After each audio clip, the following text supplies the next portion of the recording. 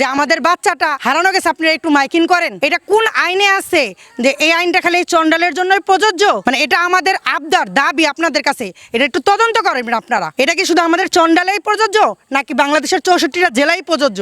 মজ্জম সাহেবের বলছিলাম রানা ভাইয়ের ছেলে খুঁজে পাইতেছে না, একটু মাইকিং করে দেন। তখন মজ্জম সাহেব উত্তর দিল যে এখানে মাইকিং করা নিষেধ, এটা করা যাবে না, জায়েজ নাই, ইমামেও ইয়েরও জায়েজ নাই, হাদিসেও জায়েজ নাই, এটা আমি করতে পারবো না। আপনারা যদি করতে চান তাহলে ধামরাই থেকে মাইক ভাড়া করে তারপরে আপনারা মাইকিং করেন। ইনুস ভাইয়ের কাছে গেছিলাম, ইনুস ভাইও নিষেধ বলে দিয়েছে যে না, বিলকুল নিষেধ, এটা করা যাবে না। সভাপতি এলাকার কিছু কিছু মুরব্বী মসজিদের মাইকে বলার জন্য গেছে, মসজিদ কমিটির কাছে গেছে, মসজিদের মুহাজ্জেমের কাছে গেছে। তারা পুরোপুরিভাবে বলা হয়েছে যে মসজিদে এটা অ্যালাউন্স করা নিষেধ। আমরা কি এই মসজিদের কোনো কিছুই না? একটা বিপদ কাউরে বইলা কয়ে আসে না। এটা যে একটা বিপদ, একটা বাচ্চা হারানো গেছে, ওনারা যদি একটু বলতো তাহলে বাচ্চাটা আমরা খুঁজতে একটু সুবিধা হইতো। আজকে আমরা সাংবাদিকের মাধ্যমে বাচ্চাটা পাইছি, আল্লাহ না করতো এটা তো অনেক বড় একটা দুর্ঘটনাও ঘটতে পারতো না। এটাকে এলাকার কোনো ভূমিকা নাই? একটা বাচ্চা মানে কি পুরো এলাকার গোষ্ঠী না? তাহলে আমাদের মসজিদ, আমরা প্রতি মাসে যার বেতন দেই মসজিদের মুহাজ্জেমের, মসজিদের ইমামের, তো সেই মসজিদেরকে আমাদের এটুকু নাই যে বলার যে আমাদের বাচ্চাটা হারানো গেছে, আপনারা একটু মাইকিং করেন। এটা কোন আইনে আছে যে এই আইনটা খালি চন্ডালের জন্যই প্রযোজ্য? মানে এটা আমাদের আবদার দাবি আপনাদের কাছে, এটা একটু তদন্ত করেন আপনারা।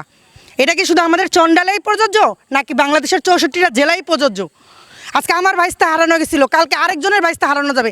মসজিদের ইমাম সাহেবের ভাইস্তা পোলাও তো হারাইতে পারে না, তখন সে কি করবে? শুধু আজকে আমার ভাইস্তার কারণে আমি আপনাদের সকলেরটা বলছি যে আজকে মসজিদের ইমাম সাহেবটাও হারাতে পারে, মসজিদ কমিটির সেক্রেটারি নাতিও হারাতে পারে। কেন সে বলল যে এটা জায়েজ না?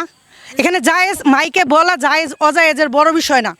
এটা একজন বাবা মার আর্ত না যে আমাদের সন্তানটা পাওয়া যাচ্ছে না, যে জায়গায় পুরা পরিবার হতাগত খোঁজাখুঁজিতে, সে জায়গায় কি এটুক বললে কি এমন আমরি নাজায়েজ কাজ হতো? এই কথাটা মাইকে জানাইলে কি এমন নাজায়েজ কাজ হতো?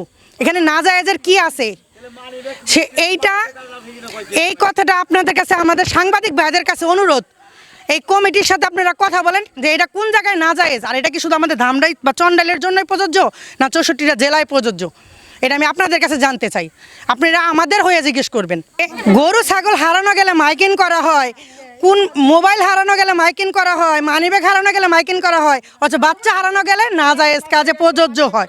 তাহলে তো মানুষ মারা গেলেও মাইকিং করা বন্ধ করতে হবে। যদি চন্ডালে বাচ্চা হারালে মাইকিং করা না যায়, তাহলে মানুষ মরলেও মাইকিং করা না যায়, যেহেতু মারা গেছে সে চলেই গেছে।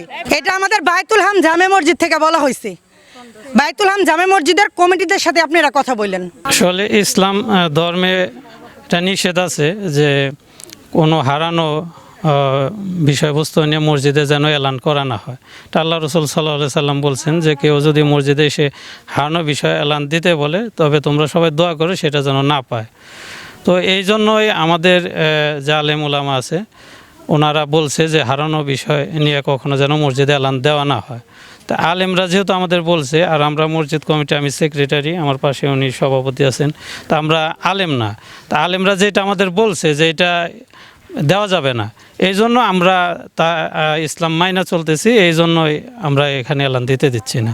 এটা আপনি যে কোনো আলেমকে এটা জিজ্ঞেস করতে পারেন। তো এটা নিয়ে আমাদের ধামরাই উপজেলা ইমাম পরিষদ মুফতি আশরাফ সাহেবের কাছে যাওয়া হয়েছিল, তারপরে মাওলানা সিরাজুল ইসলাম হুজুরের কাছে যাওয়া হয়েছিল, ওই যে ধামরাই কাসিমুল উলামা মাদ্রাসা। ধামরাইতে অনেক বড় বড় আলেম আছে, তাদেরকে জিজ্ঞেস করতে পারেন যে মসজিদে আছে কিনা। যদি আলেমরা বলে যে হ্যাঁ এটা মসজিদে জায়েজ আছে, তা আমরা দিব, এটা তো আমাদের দিতে কোনো আপত্তি নেই।